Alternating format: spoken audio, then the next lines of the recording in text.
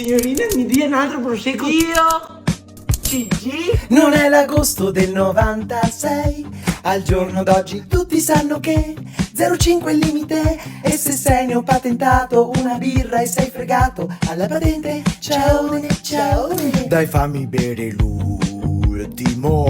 Allora chiami un taxi. Tu sei ubriaco marcio, ma non lo dimostro.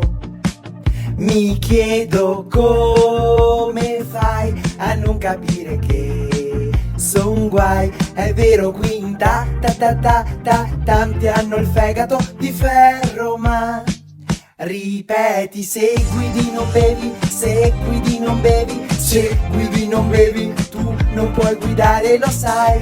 Ci sono troppe vite in ballo e tu sei un coglione, un irresponsabile. Se ti metti al volante,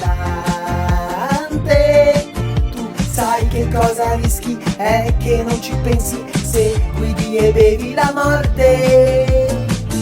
E va bene, signorina. E allora mi dia un bicchiere d'acqua, per piacere. Ma si comporti da persona responsabile. E mi dia quella del rubinetto, perché mi stai per l'acqua, non che spendo